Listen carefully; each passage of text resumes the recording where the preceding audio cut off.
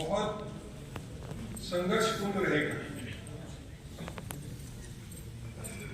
संघर्षपूर्ण इसलिए मैं कह रहा हूं साथियों, क्योंकि राजनीतिक अटकलें हमारे सामने बहुत सर उठा के खड़ी हुई है और ऐसी राजनीतिक स्थिति इसके पहले मजदूर आंदोलन के सामने नहीं थी, ऐसा नहीं था। ऐसी राजनीतिक स्थिति वहां थी, लेकिन ये समय जो है बहुत ही संघर्ष से और बहुत ही इरादे के साथ जो आने वाला 2024 का चुनावी मौका है उसके अंदर इसको इस्तेमाल किया जाएगा। और वो इस्तेमाल अगर होता है तो हम सभी साथियों को एक समझ में आना पड़ेगा कि हमारे एक एक खेमे को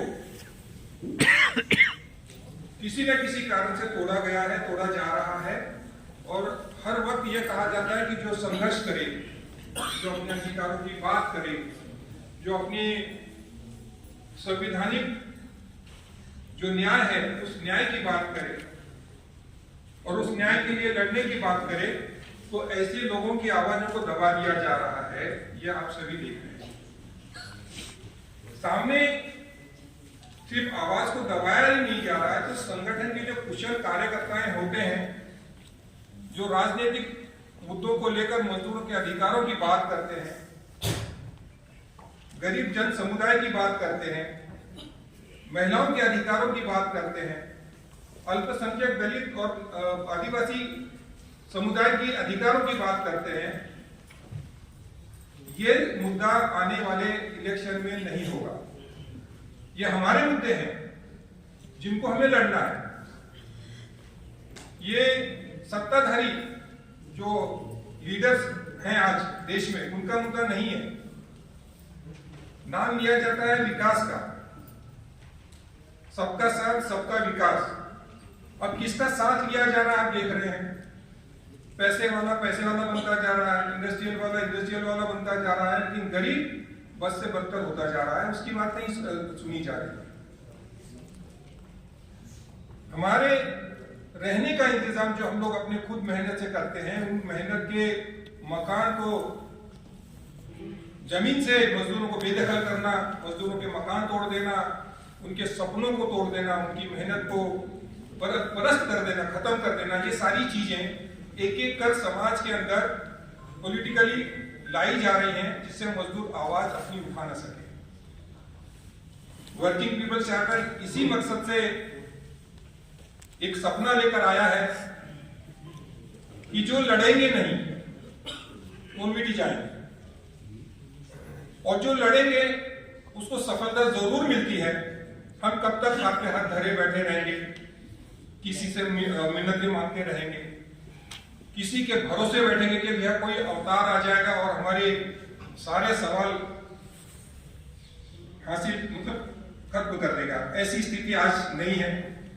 धर्म के झगड़े बढ़ा दिए गए, ईश्वर मानने वाला नहीं ईश्वर मानने वाला, इससे इसमें भेदभाव बढ़ा दिया गया है, मर्द पुरुष में भेदभाव बढ़ा दिया गया है, दलित मुस्लिम में भेदभाव बढ़ा दिया गया है। और ये सब जो भेदभाव बढ़ रहा है ना, अमीरों में नहीं बढ़ रहा है, ये बढ़ रहा है निम्न वर्गों में बढ़ रहा है, और उसको बहुत आसानी से बढ़ाया जा रहा है महिलाओं की अगुवाई में।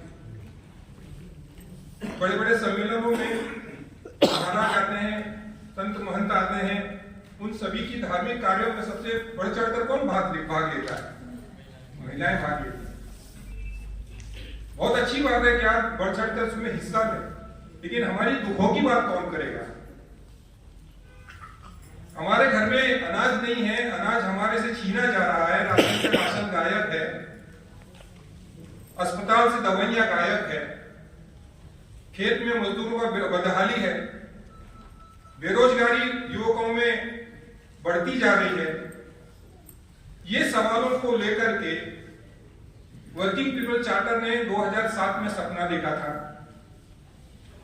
2007 से लगा करके अब तक तमाम देश के कोई एक हिस्सा ऐसा होगा जहां वो पहुंच नहीं पाए हैं।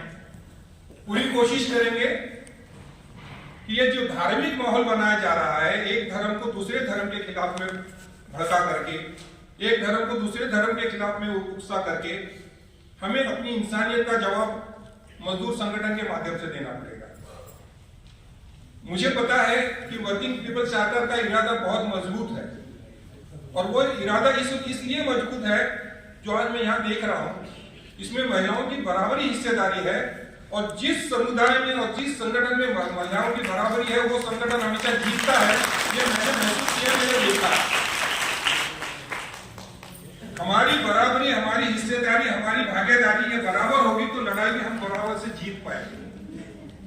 और हमारी ये लड़ाई जीतने के लिए हमारे साथी यहाँ बैठे हुए हैं, ये साथियों को भी मैं विनती करूंगा कि हर वक्त हम इस लड़ने वाले समुदाय के लिए कुछ आपके चर्चा के दौरान, आपके सुझावों के दौरान हमें मार्गदर्शन करें कि हमारे अभियान कैसे चले। हम एकजुट में आने के लिए अलग अलग जो संगठन है, अभी ऑटोमोबाइल में काम करने वाले संगठन है, ईंट भट्टे पर काम करने वाले संगठन है, रेडी पटरी वालों का संगठन है, निर्माण मजदूरों का है, घरेलू कामगारों का है। मैं इन सभी साथियों से उम्मीद यही करूंगा कि इनके लिए एक बहुत बेहतर तरीके का ये जो हम आज साझा मंच है, इसको हम संयुक्त मंच कह सकते हैं। और ये संयुक्त मंच के अभियान को हम लोग आगे कैसे बढ़ा सकते हैं, क्योंकि जैसे नाम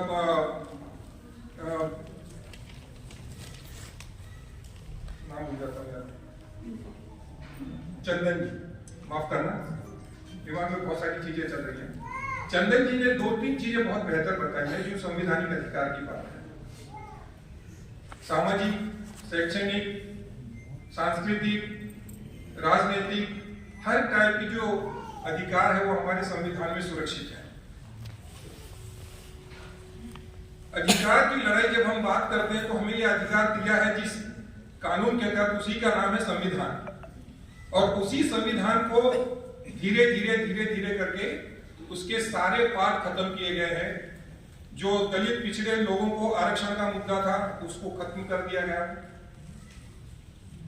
नौकरी का चयन करने का, नियुक्ति करने का अधिकार था जो यूपीएससी एमपीएससी में किया जाता था, उसके ऊपर एक और कमेटी बना दी, उस कमेटी को कंट्रोल करने के लिए कह दिया गया। ये तो उन्होंने संविधान के अंदर जो गड़बड़ियां हैं उसको मुकर्रर की है। लेकिन सबसे बड़ा जो धोखा हमारे साथ होने जा रहा है, मैं महिलाओं से खासकर बात करूं, मैं सब मेरी बहनों माता बहनों को विनती करूंगा, सबसे बड़ा ग्रंथ जो है ना वो कुरान का ग्रंथ नहीं है, या वो गीता का ग्रंथ नहीं है, या वो बाइबल नहीं है। इंसानियत का ग्रंथ जो है, अधिकारों का जो ग्रंथ है वो संविधान है, और वही हमको हक देता है। उस हक के खातिर हमको लड़ना है। आज महिलाएं सुरक्षित है तो संविधान की वजह से, इलेक्शन लड़ती है तो संविधान की वजह से, अगर पढ़ती है तो संविधान की वजह से, रोजगार करती है तो संविधान की वजह से। नहीं तो आज हमारी ये वही अवस्था हो जाएगी जो 100 साल पहले हमारे माता बहनों की थी, तो चूल्हा चकारी से निजात नहीं पाएंगे। हमारी सबसे बड़ी जिम्मेदारी ये बनती है कि हम ऐसे कोई सा भी संविधान नहीं हो जो हमारे अधिकारों का हनन करे, उस संविधान की रक्षा भी करना हमारा काम है। मैं सभी साथियों से विनती करूंगा कि वो अपनी बातें ठोस मुद्दे पर आधारित रखें ताकि हम सभी को बात करने का मौका मिले। मैं हर व्यक्ति को बुलाऊंगा और यहाँ अपनी बात जो संक्षिप्त में रख पाए।